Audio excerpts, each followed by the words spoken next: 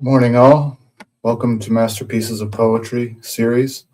This is going to be a special crossover of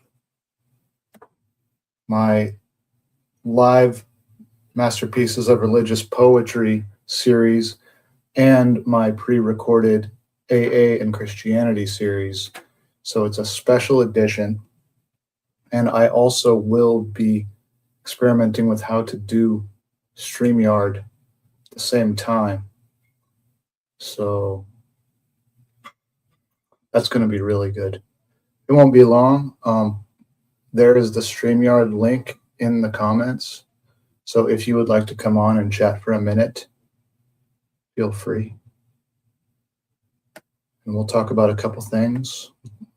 Preferably, well, there's no such thing as staying on topic. Topics are kind of fake. The way you leave topic is by talking about something nobody cares about. You're off topic. So let's make sure I can do this here.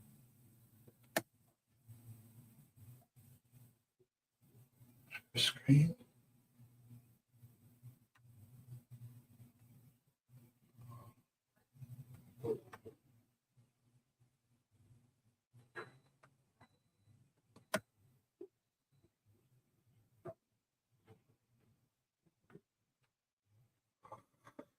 We're going to be on here in a second, fellas. Okay, here we go. Fellas and ladies. So in my AA and Christianity series, I talk about how all the true things in the big book are in the Bible. Now, there are some things in the big book which I think are not true and potentially misleading. Not many, but there are a few. Taken by themselves, they are. But with a backbone of faith, it's fine. I think AA is good. And so I know I'm kind of reaching here, but there's also truth to what I'm going to be saying. I think that there are different ways to read the Bible, and we have to discern different interpretations depending on everything. I think ultimately it leads to truth. And so I want to talk about this passage in Isaiah chapter 51, verse 17 and continuing. So let's read this. It says, "Stand up, O Jerusalem. Stand up, awake, awake. Stand up, O Jerusalem. You who have drunk at the hand of the Lord, the cup of his fury. You have drunk the dregs of the cup of trembling and drained it out. There is no one to guide her. Among all the sons she has brought forth, nor is there any who takes her by the hand. Among all the sons she has brought up, these two things have come to you. Who will be sorry for you? Desolation and destruction, famine and sword. By whom will I comfort you? Your sons have fainted. They lie at the head of all the streets, like an antelope in a net. They are full of the fury of the Lord, the rebuke of your God. Therefore, please hear this, you afflicted and drunk, but not with wine. Thus says," I'm going to skip down. "See, I have taken out of your hand the cup of trembling, the dregs of the cup of my fury. You shall no longer drink it." So it's interesting that There's a type of drunkenness in Isaiah chapter 51, and it's not a good drunkenness. It's actually well, many would probably say that any drunkenness is not good, but this is not a pleasant drunkenness. It's not a feel-good drunkenness. It's you have drunk at the hand of the Lord the cup of his fury, drunk to the dregs of the cup of trembling, and drained it out. And down in verse 20, 21. Therefore hear this, you afflicted, and drunk, but not with wine. I think I've never heard this metaphor before. And I was just reading some of Isaiah, and being a sober alcoholic, thinking about being drunk with God's fury, all of these descriptions. I just decided to do this like a half hour ago, so I haven't even organized my thoughts, and I don't want to ramble on, but I want to go over to page 52, which is a famous paragraph from the book Alcoholics Anonymous, or the big book. And it's trying to convince, it's almost trying to re-enchant people. Like, it's talking about how this was written in the 30s. We've come so far with science, and we're all materialistic, but we've given up the supernatural consideration. And so it's like, if we can fix all of these material things and engineer all this stuff, then why can't we fix ourselves? Isn't that more important? And it says we had to ask ourselves why we shouldn't apply our human problems the same readiness to change our point of view. We were having trouble with personal relationships. We couldn't control our emotional natures. We were a prey to misery and depression. We couldn't make a living. We had a feeling of uselessness. We were full of fear, unhappy, couldn't be of help to real people, be of real help to other people. And so this is a famous paragraph because this applies to an alcoholic when they are sober. And the real problem of alcoholism is sobriety. Well, to a certain degree, because sobriety doesn't last, because it's untenable, and someone with a serious disease of alcoholism cannot just stay sober. And so there's a kind of an unofficial term for this, which is dry drunk. It's when somebody isn't working a program and doing the steps and trying to trying to let God take the selfishness away, that they're a dry drunk and they have these symptoms in sobriety: uselessness, full of fear, unhappy, all those things. And then I see that in this Isaiah chapter 51, verse 17 and following, it talks about being drunk on the fury of God. The cup of trembling, so that's being full of fear. The cup of the fury of God, and drained it out. And it says, your sons have fainted, they lie at the head of all the streets, like an antelope, like a drunk, basically like a drunk in the street. These two things have come to you. Who will be sorry for you? We're desolation and destruction, famine and sword. Like this person, these people, I guess, like the unfaithful Israel, is just experiencing all these negative personal symptoms.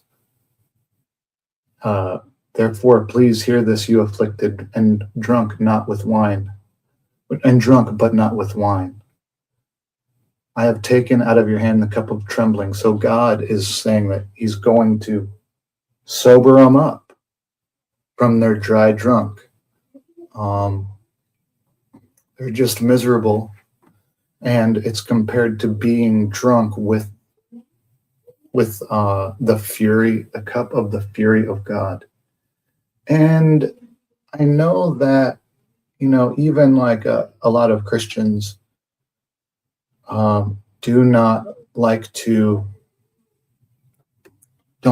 think about the we don't like to use this language, the wrath of God, the fury of God. And the theologians will minimize it by saying, well, this is anthropomorphic.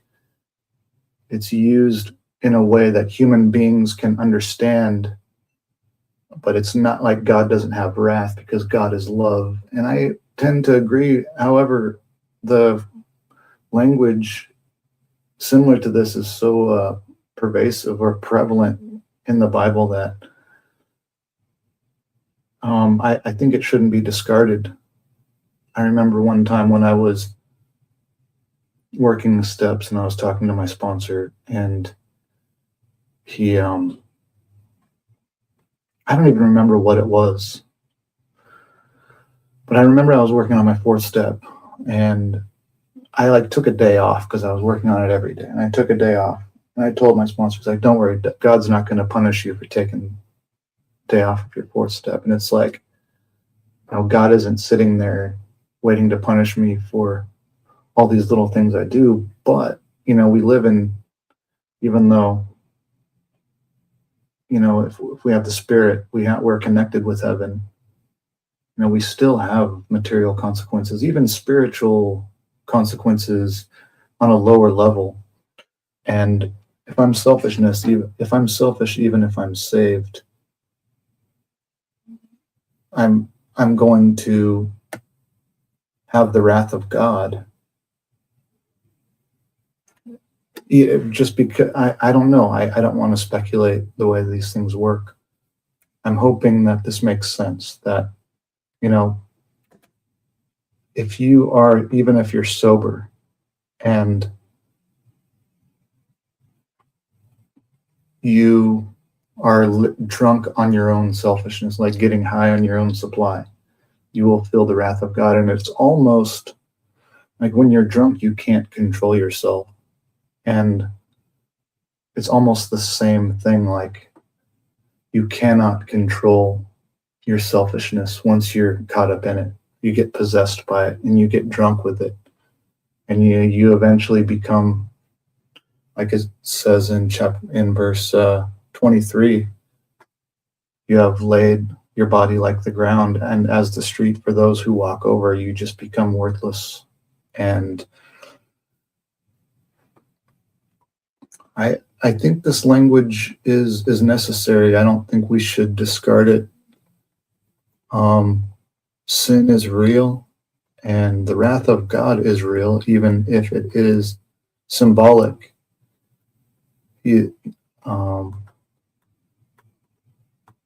One other thing, I had a real good friend in AA who, I still have him, but I don't talk to him as much. He once suggested reading through Bill's story from the perspective of, since I've been sober, so not even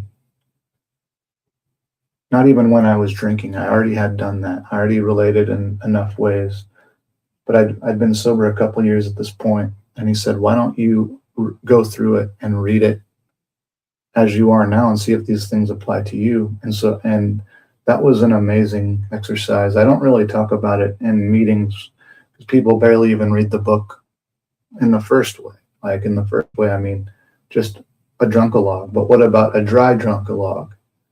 So Bill Wilson in there, he talks about he became a lone wolf when he was on his drinking sprees. You know, he wasn't welcome in places where he had used to be welcome. He didn't want to sleep on the upper story of his house because he was afraid he would just jump off and commit suicide. And that was during his drinking times, but all those emotions were times when he was sober in between. And so I went through and saw that all those things that Bill felt when he was drunk, I felt when I was sober. And so that's, I think, what Isaiah is referring to here, being drunk on yourself. And it's a terrible place to be. I have, and I'm going to share a little bit of a personal thing. I have like been where I didn't know if I was going to be able to not drive my car off a cliff because I was so in psychological pain that I didn't know if I was going to be able to restrain myself. And so um, there is you lose control just by getting drunk on yourself. And I hope that makes sense. I could probably arrange my thoughts a little bit better, but I've got so much other stuff to do. I wanted to throw it out there. And if anybody sees this in the future or currently, I hope you have a blessed day. I think that's all I have to say. Didn't get any comments or requests to join. So I think I shall end it there, and goodbye.